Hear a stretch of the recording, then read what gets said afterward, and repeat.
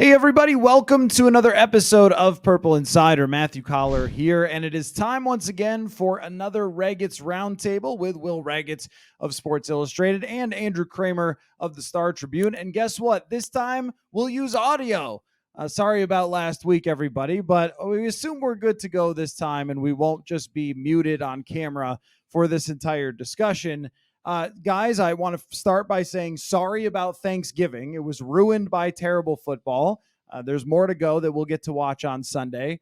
And then we've got Vikings and Bears. And now all of a sudden, Will, the Vikings can see the Green Bay Packers nipping at their heels. A couple of weeks ago, we would have said, oh, look, the Packers, they're falling apart. It's a bad season. Jordan Love's a bust. Who cares? And now, it's only one game, the difference between the Vikings and Packers. And if they don't win this game against Chicago, there's going to be a little bit of heat there. Yeah, it's a good place to start. I was watching that game and I was thinking, just from an objective standpoint, like what would the Vikings want and what's better? And you can kind of make the case both ways, where the Lions losing gives the Vikings a little bit of life in the NFC North. If they can just kind of handle some business against some subpar quarterbacks the next few weeks, they're going to go into that stretch of 2 of 3 against the Lions with a chance where they'll probably have to sweep it to win the division, but crazier things have happened.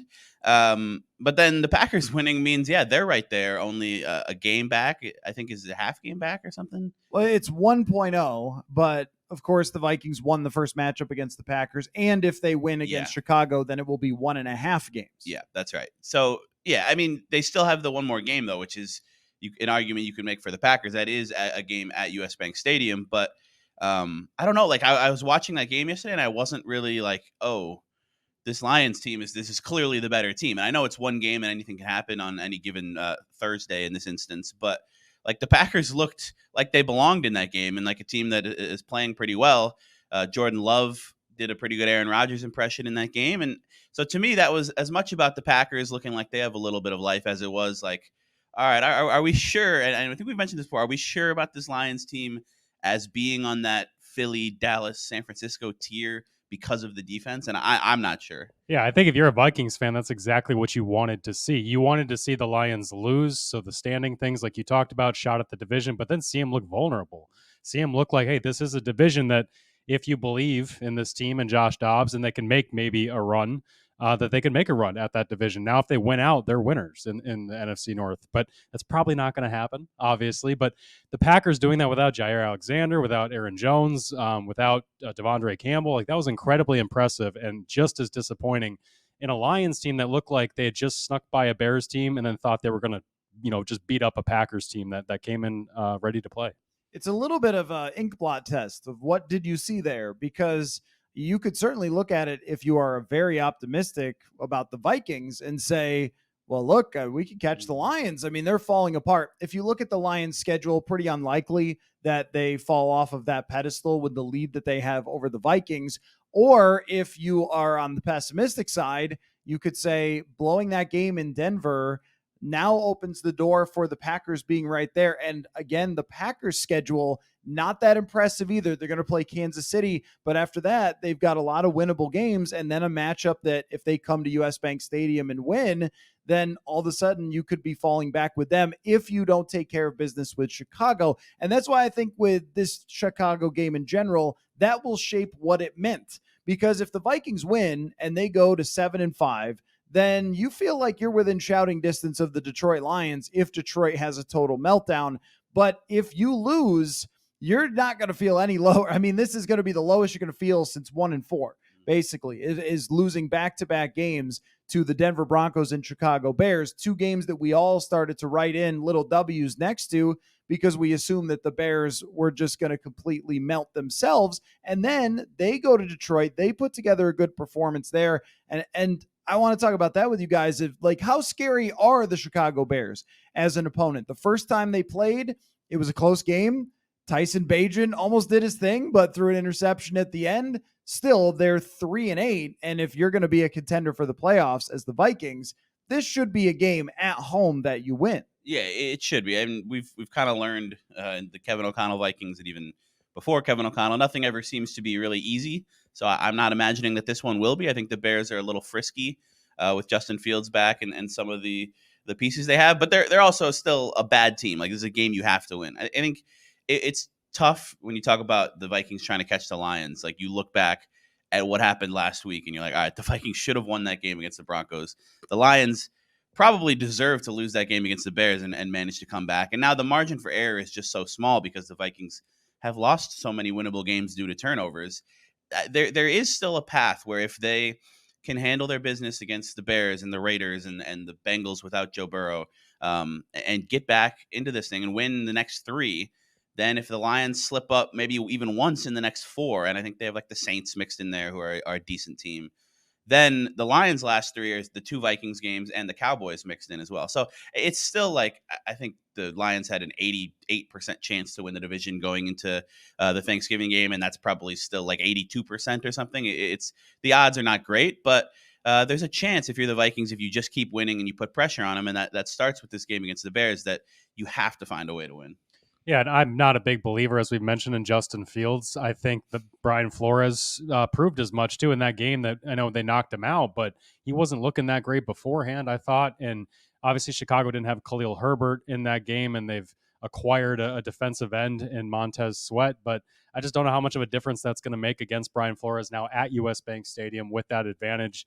I'm not too scared of Chicago if I'm the Vikings, especially if you get a Caleb Evans back in this game. And if Danielle Hunter keeps playing the way he's playing, I think Justin Fields is going to be running around a lot. And DJ Wanham, we know what he does against the Bears. Yeah. He got 2.5 sacks incoming. DJ Wanham flew in every friend and family member. Guys, you're going to want to see this. Yeah, I'm ready. All right, well, let me make the case then for being a little more scared of them. Justin Fields, every time you think it's over, every time you think this guy's bad, he can't play, even in the first half of the game we saw last year at US Bank Stadium, Justin Fields was atrocious against the Vikings and then had them this close. If Amir Smith-Marset doesn't put the ball on the ground and also commit a penalty on a 60-yard touchdown run, then maybe Chicago comes back and wins that game against the Vikings. And with Fields, even against Detroit, I know their defense is not as good as the Vikings. I thought it would be better, but it's not. There were some confident plays from Justin Fields on the move, confident throws downfield. And one of the things that we saw of last week, but really the last 2 weeks, is a couple of quarterbacks testing with jump balls and contested catches against these corners. And that's something that we have not seen almost at all this season. But when teams have done it, it's been successful.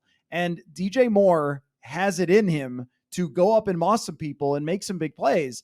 And that's not for me to say that, no, Chicago's going to put up 30 points against Brian Flores' defense, but they've had a chance to look at it once, and they have enough talent to be a little bit scary. That's how I look at it, is when you go into a game with Justin Fields, it's unpredictable because you know the talent that he has, and you also know how awful he could be at times when he's not seeing it well enough. But I do wonder about him getting a second look at this defense, and maybe there's some opportunities there for them.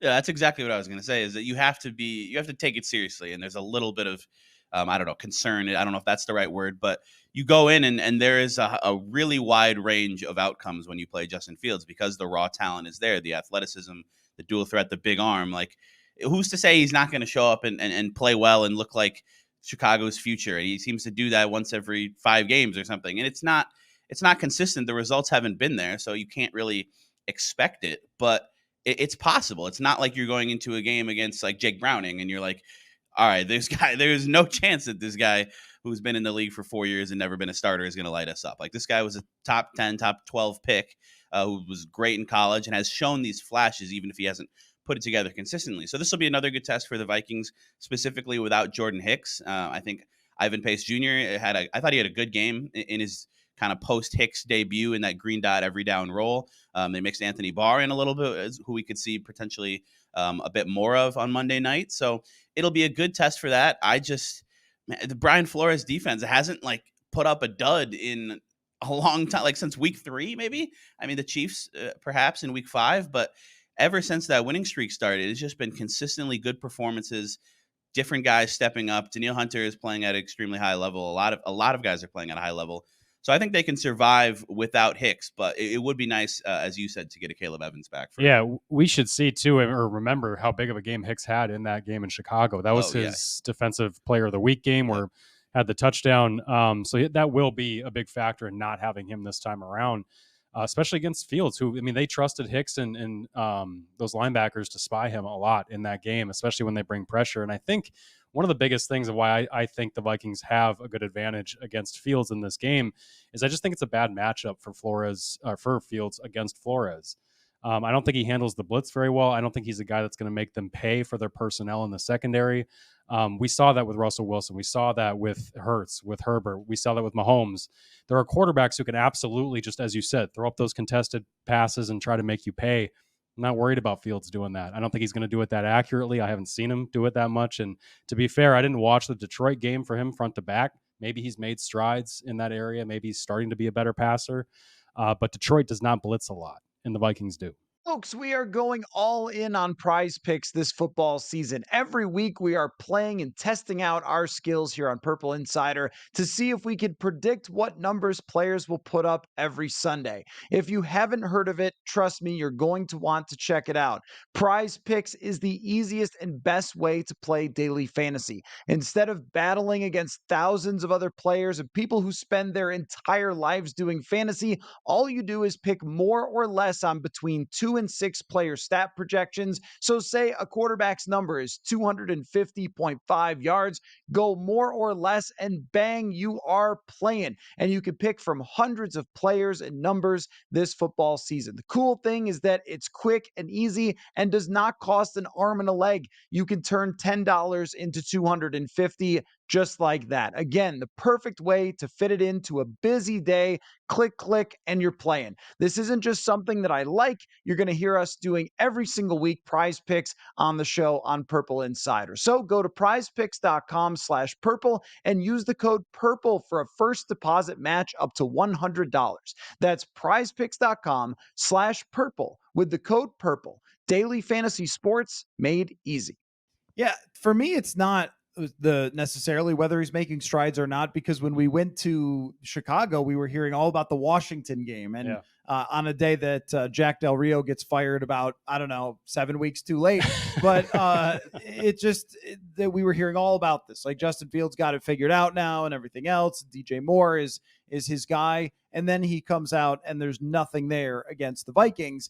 My thing is that randomness is hard to figure out, right? It's kind of like with Justin Fields, you just pull the thing, what is it, the slot machine, and if it comes up like 3 footballs, then Justin Fields is good that day. And it reminds me actually of like a Sam Darnold was the same way, where it wasn't that Sam Darnold was bad every single game. In fact, he was great sometimes, and there was no rhyme or reason to it. And so I think that exists there. And I am curious about how they make adjustments to what they saw the first time with Brian Flores. It does matter that Jordan Hicks is not playing because now you're going to have that US Bank Stadium noise, which also impacts the defensive play caller as well. And there's a lot of communication to be had there. And if somebody makes a mistake, Justin Fields can make them pay with a deep pass. He can make them pay with his legs. Chicago is also the last team to have some success running the ball against the Vikings.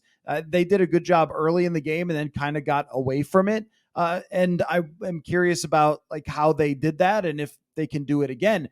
The defensive side probably concerns me more because Matt Eberflus did a really good job against the Vikings offense last time and mixed a lot of coverages through things that they didn't see. And what we saw the other night was the Vikings turn the ball over. And as long as you have Josh Dobbs starting, I'm going to go into every game wondering, like, is this the one where he throws a couple of interceptions, fumbles, whatever it's going to be? So it's not that I'm saying I'm picking the Bears. Like, spoiler alert, I'm not. But I just feel like when you look at a team that's 6-5 versus 3-8, you go, all right, well, this gap is massive, and you should just steamroll over this team. Adding Montez Sweat, a very desperate coaching staff. They know they're getting fired if they don't look good toward the end of this season. It's a little bit of a caged animal type of thing where you're like, I'm a little worried that thing's going to break out and maul me. A caged bear, you would say. I suppose so. Yeah.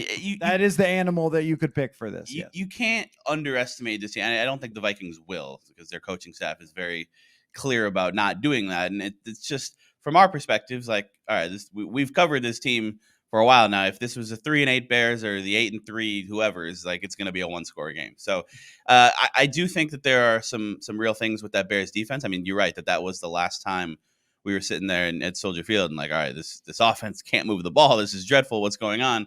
And we've kind of forgotten about that since then, because with two different quarterbacks, the offense has looked good over the last month and a half. But the Bears, they do some things schematically that I think can make it tough. I think the addition of Montez Sweat gives them a good player who can set the edge against the run and rush the passer a little bit. And they've got some pieces in their secondary. I know like Jalen Johnson has had an up and down year, and Kyler Gordon and guys like that. But there's some veterans back there, Eddie Jackson as well. Like it's not a horrible defense. I mean, I don't think the numbers are great, but there are some pieces there. They've had some injuries. So yeah, the Vikings have to find a way to run the ball, which the Bears have been pretty good at defending the run this year. And I guess that kind of leads into the Alex Madison, Ty Chandler discussion that I think we have to have, because it's just been such a topic that's easy to discuss for people on social media, especially. And I know Madison fumbled again, but he was playing well before the fumble. So I don't know. I'll be curious to see how much Ty Chandler really starts to kind of eat into his workload, because Kevin O'Connell said this week, like, there has to be some accountability with the fumbles. But how much does he trust Ty Chandler to do pass protection stuff? Because that's what happened on the interception. That was his guy, the blitzing linebacker who hit Josh Dobbs. So I'm curious to see what that split looks like. And I think whatever it is, the Vikings, have to take care of the football. But if you can run the ball against this Bears defense, that would really help kind of keep Josh Dobbs out of some of the more turnover-prone situations.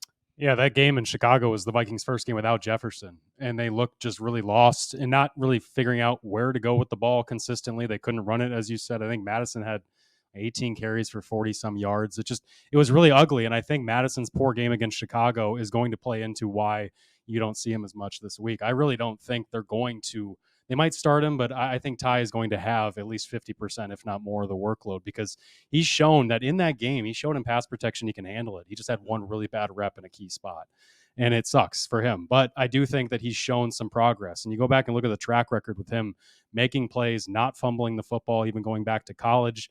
They need to change, and they need some big plays too in the ground game. And Chicago's a team that doesn't give up a lot of consistent 4 or 5 yarders, but they do give up some big plays. And I think they're going to play their big play running back more. The longest rush of the season was on a fake punt, but Alex Madison does not have a 20-yard run this year, and Ty Chandler had a 30-yarder on that fake punt. And just as much of a factor that goes underrated when we talk about Alexander Madison that's been really atrocious is the passing game. And I know it's just one play, but that little swing pass on 3rd and 20 that turns into 19 yards, that turns into a first down, that gives them a chance to score a touchdown rather than kicking a field goal, or at least gave them a shot to do that. That's something we have not seen at all, really, from the passing game in a long time. I mean, you have to go back almost to 2019, where they were effective at throwing the ball to running backs in the screen game. The screen game has been downright pointless, which means that there's just nothing easy for the quarterback. Like, everything for the quarterback, when you can't throw to your running backs, has to be, all right, it's a 15-yard dig that you got to climb the pocket and deliver a throw right on time, which we've seen Dobbs do. But he's not consistently that guy. Exactly. Yeah. I'd really like to see him just go, boop, 5 yards down the field and get 20, because that's just not been the case with Madison. Will, are you a Madison defender? Because your question the other day to Kevin O'Connell, you were like, Kevin, tell us what's good about Alexander Madison. And now I think that's a good approach sometimes, is like, hey, you can't say, Kevin, explain why this is still a thing. Like, you can't say that. That's what I wanted to say. Right. No, I know what you were doing there, but I did want to ask, like, are you a defender of Madison, or do you think it should just be Chandler all the way? That's the thing, is I don't really consider myself a Madison defender. Like, I think I would like to see more Ty Chandler just because of the explosiveness and the burst. I just kind of wanted to know to what degree he would say anything of actual value at all. Like, why is this a thing? And so you can't put it in those words, but like, I asked him, like, all right, can you comment on some of the things that like Madison does that you guys like? And he did to some. I mean, if you watch that tape of that game against the Broncos, like, there were some situations where Madison, I think PFF gave him 7 forced missed tackles where he shrugged a guy off in the backfield and that turned was it on into one something. play. That was the 15-yard. I'm joking, but like that 15-yarder, he shred like 6 guys. There were 2 or 3 at least on that one play. Beast mode. Like, I think some of the contact balance, the falling forward stuff, like, they trust him a little bit more, I think, in pass protection than Ty Chandler, just because he's just had a larger kind of bank of reps doing it at the NFL level. And I think the pass blocking grade PFF is a little bit higher for Madison. So I just kind of wanted to know, like, all right, because I think it's driving some people crazy when they see this happen over and over again, and they're wondering why, whether it was Cam Akers or Ty Chandler, why is Madison always still the guy who trots out there with the first team offense on the first series of the game, and seems to handle 60-70% of the snaps most games. And so I was just kind of looking for some insight on that. At the same time, it was a good question by Kevin Seifert, like, will the fumble affect things? And Kevin O'Connell didn't fully say it will, but he kind of hinted at that. So this could be the week, perhaps, where they just get fed up with the fumbling thing. And that specific fumble that Madison had against the Broncos, like, it was just terrible ball security. It wasn't even like one of those where you're going to the ground and gets punched out It the just last like second. squirted out. Yeah. It Like, just got popped out. Yeah. You can't have that happen. And I think Madison defenders will say, okay, it was only a second lost fumble of the year, but there were a couple that were like, oh, his knee was down a second before the ball came out. Like, it's been an issue. So I don't know. To answer your question, I would not say I'm a Madison defender. I'm trying to understand what this coaching staff is seeing to continue playing. The passing game stuff's a great point, though, too, because we've seen him drop so many passes where that typically wasn't his game. Like, he wasn't a guy that was dropping a ton of passes before. And I don't know if he's in his own head because of the anticipation of this big workload and the bad start to the year that he had, continued disappointment in production in the run game. It just seems like mentally he's not, putting it all together and playing cleanly. You're seeing like yips kind of stuff with him. I totally agree that this is not the same player that we saw a couple of years ago. And we've tried to figure it out. Like, is it scheme or is it the pressure that's gotten to him here? We sort of take for granted when someone is a backup and then we think they can go into the role of being a starter. It's sort of what impresses me about Josh Dobbs is that he had been a starter before. It's not too big for him. And if you think he's going to continue it, well, that's because he's had this experience before. And he just doesn't seem in over his head with the way he's playing. Madison has seemed in over his head with the way that he's playing. He's never in his career had to take on this much of a workload. And what you see is the sample size is kind of like maybe a baseball hitter. The more they play, the more the holes in their swing start to show up, even if when they first got called up from AAA, they hit some home runs. But I also think that their scheme, it really requires a lot of like double teams and a lot of wait until that gap presents itself and then go. And that's what I was really impressed by with Ty Chandler. Of course, some of the bigger plays were exciting, but there were like 7-yard runs where I think with Madison, it's a 3-yard run. And that's a huge difference between 2nd and 7 versus 2nd and 3 in what you can do. If you guys will allow, I'd like to change the topic entirely for away from this, because I think everybody agrees, like, play Chandler. So in 2022, both of these franchises fired their general managers, coaches, and made massive overhauls and changes. Ryan Poles and the Chicago Bears decided to do a full tank and rebuild and stack a bunch of talent through the draft and so forth, while the Vikings took their competitive rebuild track. Where do we stand right now on those two things? Clearly, the Vikings are ahead for their roster, but we knew they would be if they were taking a competitive rebuild. The Bears could be in line for the number 1 overall draft pick and maybe like the 5th overall draft pick to go forward. They could also fire their coach and general manager because Kevin Warren is there now. And I think that Kevin Warren wants more control over the football side to hire his own person and have that synergy between him and the GM. But if you're looking at where they stand now and where they're going forward, I guess what is your feeling on the battle of the rebuilds? Yeah, I think it's hard to say that I wouldn't rather be the Vikings just with what they've shown. I know they have a very uncertain future at quarterback after this year, but just the coaching, the culture, the things that they've kind of built and the way they've been able to win games while reshuffling things. I know there's not a Super Bowl ceiling this year with Josh Dobbs and probably not even if Kirk Cousins had remained healthy. But I think you just can feel good about kind of the identity of the team. The Bears might have a higher ceiling, but it's kind of like the Justin Fields discussion. Like it is a wide range of outcomes where, I mean, I think they should probably fire Matt Eberflus. I don't think he's a very good coach. They were supposed to kind of take a little step this year and not be 3-8 at this point. And they should go after someone like Ben Johnson within the division, or just, I don't know, some kind of offensive mind, whether it's going to be Justin Fields or it probably should be Caleb Williams, Drake May, somebody like that.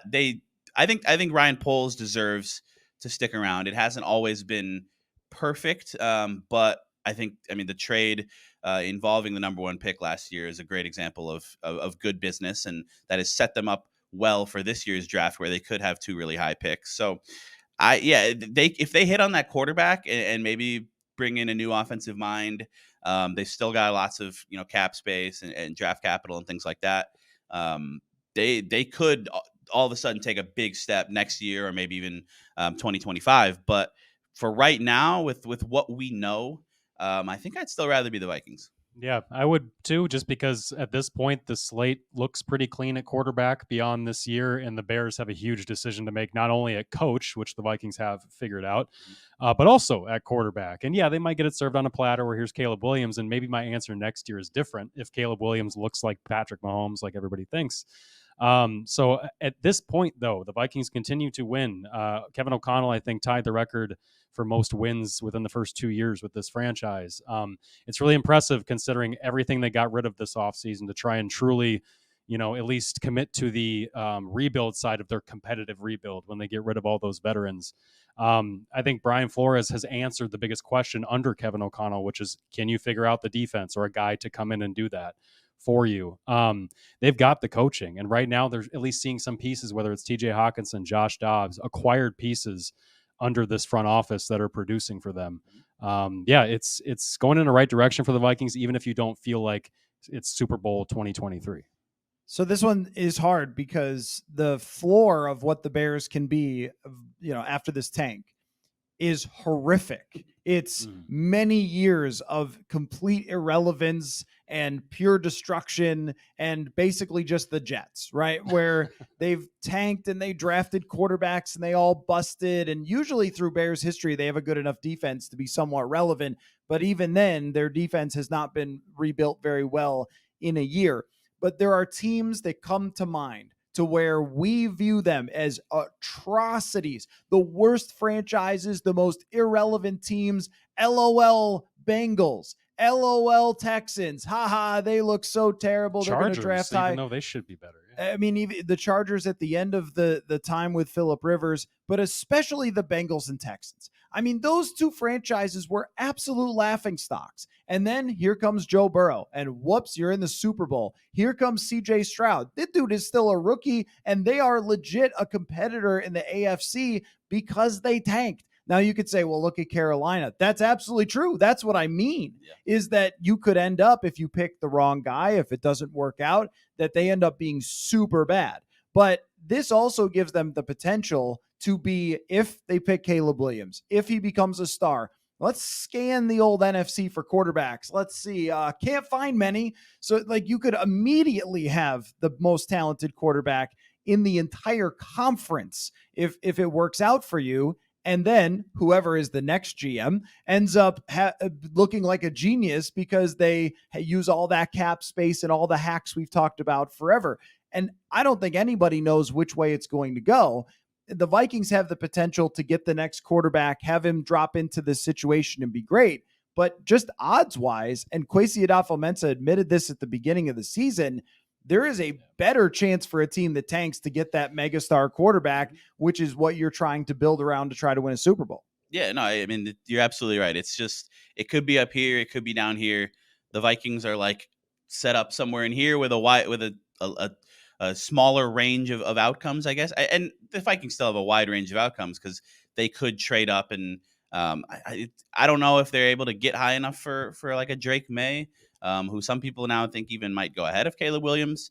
But if you can get like a Michael Penix or just JJ McCarthy, somebody that, if there's somebody that you like in that kind of second tier of quarterbacks, we've seen with Josh Dobbs, who people didn't expect a whole lot from. This is the best situation maybe in the NFL for a quarterback, with the best receiver in football, arguably the best left tackle in football, a coach who can adjust to the things that his quarterback does well, and call plays at a high level and give them opportunities to succeed. Like, I don't know who the quarterback is going to be in 2024, and that's going to be what we talk about all off season until it happens. Is it going to be Kirk Cousins again? Is it going to be Dobbs? I think the Dobbs train came back to life or came back to earth a little bit against the Broncos, even though he did still have 2 pretty nice touchdowns. Is it going to be a rookie? Like, there's so many possibilities, but whatever it is, assuming that they're able to get a Jefferson extension done, like, the situation just could not be better. So I think that gives you a much higher floor than the Bears and a ceiling that isn't there with like the Caleb idea, but isn't that far off, I don't think. I think the crux of it too is the question of I want to ask you guys is, do you trust, or should fans trust Kevin O'Connell to make that decision on the quarterback? And I think he's given no reason why you shouldn't. And I think whether it's what he's done with Kirk Cousins, what he's done with Josh Dobbs, Kevin O'Connell is going to have such a big voice in picking that guy. And yeah, they're not going to be set up to have it on a platter like a Caleb Williams or maybe even a Drake May. But if he believes in one of these 3rd, 4th, or 5th options in the draft, who's to say it's not going to be in a crapshoot first round that we talk about all the time, being one of the best quarterbacks in that option? So if you're the Vikings, you're thinking we've got the guy that can at least go find the guy right now in this building and then coach him, even if it's not the number 1 overall pick. When we talk about the ceiling of this team, it really entirely depends on that. And if they go back to what they had for a very long time, I think we know what the ceiling on that is. But otherwise, there are franchises we can look at and say, look, that team was good, and then added their quarterback and ended up winning. Now, of course, Brock Purdy is a dumb luck type of thing. Jalen Hurts wasn't a first-round pick necessarily, but has fit in super well with what Philadelphia wants to do. Also, I mean, you look at Buffalo and Kansas City, and of course, Josh Allen and Patrick Mahomes are maybe the first and second best quarterbacks in the league, but neither one of them was the first overall pick. Both of those teams were good the year before. Both of them made the playoffs the year before. They ended up getting those quarterbacks, and they trade up for Patrick Mahomes, trade up for Josh Allen, drop those guys into situations that were good culture-wise, roster-wise, coaching-wise, and then they've seen them turn into Super Bowl contenders. So I think that if there is a quarterback in their mind that fits what they are trying to do here with what Kevin O'Connell wants, and I think that is an accurate passer, somebody who can handle a lot of information, somebody who can execute what they're doing, and then, as we've seen with Dobbs, someone who can make you right when you're wrong. If that player is there, that gives them a chance to develop with this system around them and for them to rebuild the defense at the same time. Like that, the defense part can't be left out of the quarterback conversation. Is they've made a lot of progress here, more than I thought they were going to make, more than Kevin O'Connell thought they were going to make, according to him the other day. And that accelerates the timeline a little bit for me. Now, it doesn't mean that next year that defense is number 1 overall, but it means that like the whole train is going in the right direction for this roster, whereas the Bears still have so many different things they have to put together. So it could work out for them. Or if they end up drafting the right quarterback for the Vikings, then you have the same advantages, even if you didn't draft the person number 1 or 2 overall. Yeah, I mean, the 2 best quarterbacks in the NFC right now, I don't think there would be much debate on this, are Jalen Hurts and Dak Prescott. Neither one was a first-round pick. Mm-hmm. So I mean, that's not to say that you should bank on finding your franchise quarterback in the second round, because the odds are not great. Usually the best case scenario for that is like Derek Carr. But it is to say that you don't have to pick that guy number 1 overall, like you said, to have them be an option. I think just the crux of the quarterback thing next year, the decision, like we've heard some buzz or whatever that, the Vikings want Kirk Cousins back. I just think even these 3 games with Josh Dobbs have shown Kevin O'Connell and opened his eyes that, like, oh my God, how much fun can I have as a play caller, and how much fun can my offense be with a quarterback who can move a little bit? And that's not to discredit Kirk, who was absolutely playing at a very high level with mastery of the offense and hitting all these first, second, third window throws, going through progressions, doing that. You need that as well for Kevin O'Connell's offense.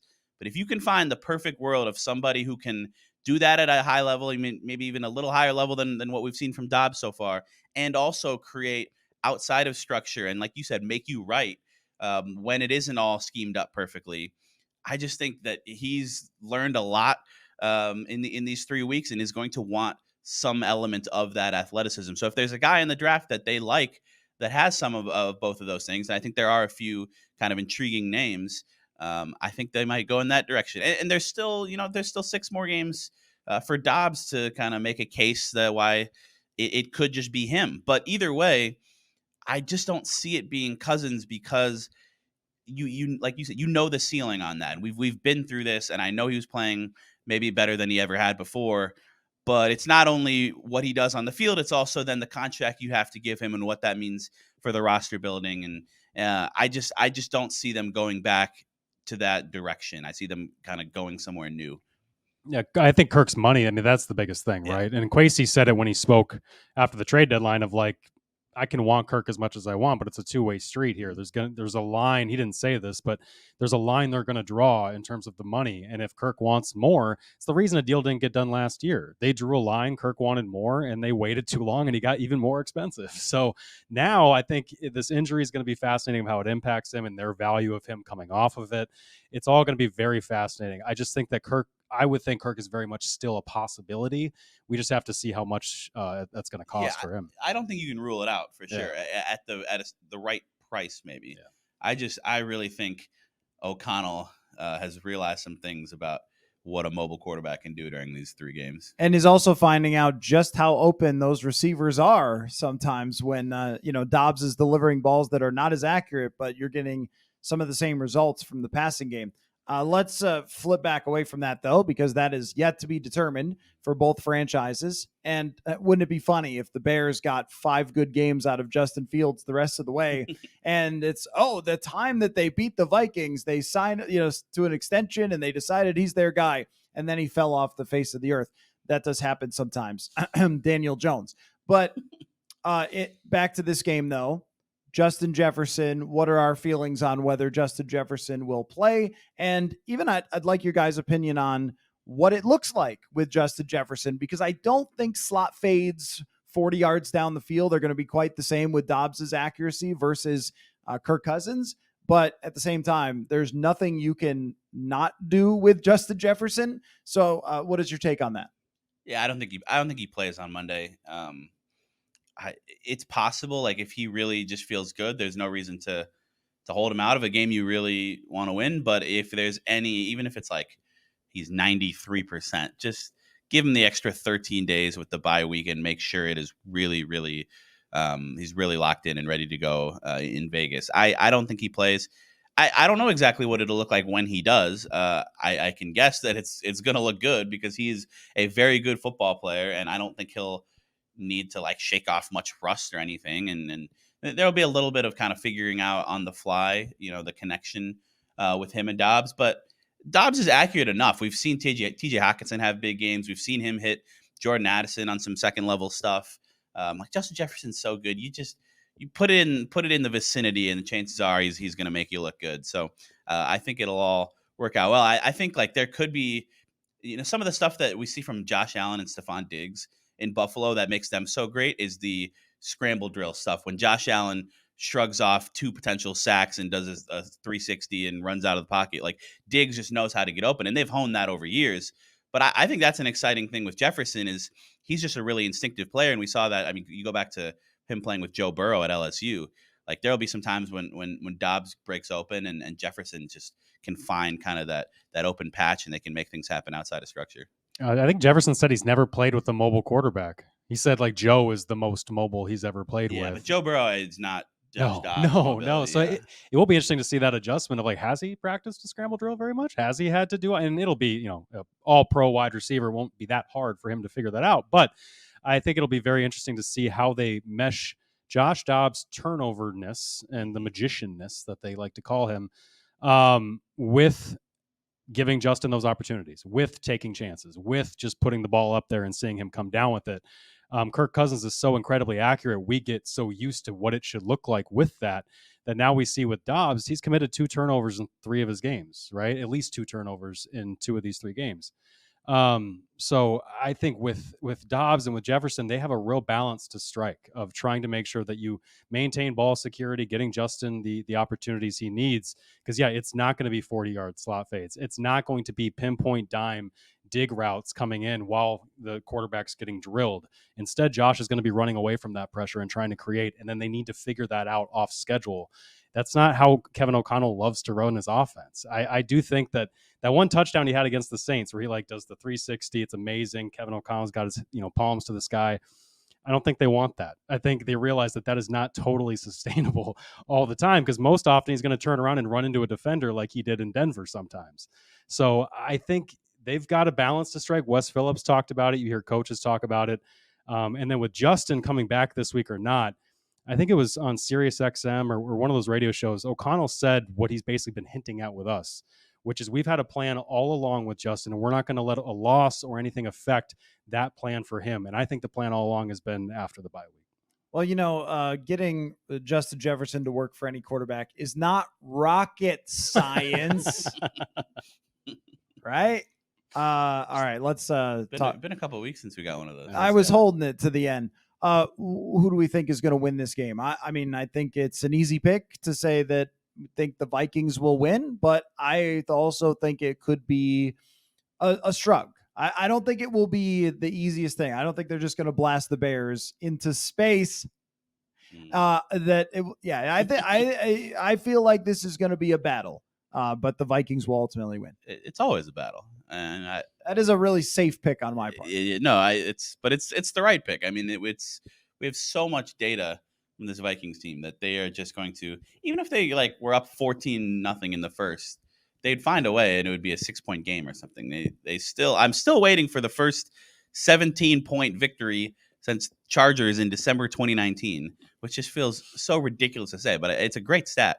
I'm going to pick the Vikings in a close one. I think it's going to be a struggle, but they'll find a way to get it done. I think they're going to be, I don't think the loss to Denver really changes anything, but it may be a little bit of a slight wake up call. You can't just win all of these games, and you have to take care of the football, and coaching staff maybe has to play the backup running back a little bit more and make him not the backup running back, perhaps. I think you brought up a good point. We've talked about this past few weeks, like the sustainability thing with Josh Dobbs.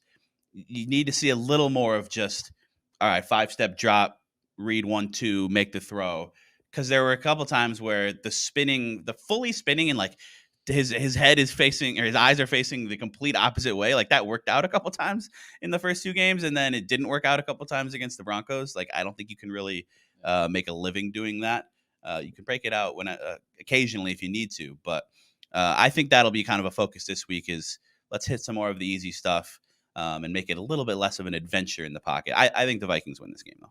Yeah, I'm going to pick the Vikings as well, but it's mainly because I think Brian Flores versus Justin Fields at US Bank Stadium is going to be a decisive Vikings advantage. Now, the element I didn't think about is you brought up the run game and the Bears run game. And yeah, Donta Foreman, they had something going there and then decided to not do it anymore. I do wonder if with a running quarterback, if Fields is healthy the whole game. That's the one part that worries me, is that you've seen this Vikings team be vulnerable to defending the run when you have to account for the mobile quarterback, whether it's just the one quarter in Chicago or the full game in Philly. It's been an issue for them. And that's the only time that their run defense has looked particularly vulnerable. So I do wonder if Chicago can get creative with the lanes and try to find a way to keep Josh Dobbs off the field. But at home, I think the Vikings, coming off a loss, will have a fight that we did not see from Detroit, for instance, on Thursday. All right, there you have it. The Ragatz Roundtable for this week. Thank you, Andrew. Thank you, Will. We will do it again sometime. I mean, we got the bye week, so I guess before the Vegas game will be the next roundtable. So thanks, everybody, for watching/listening, and we will catch you all next time.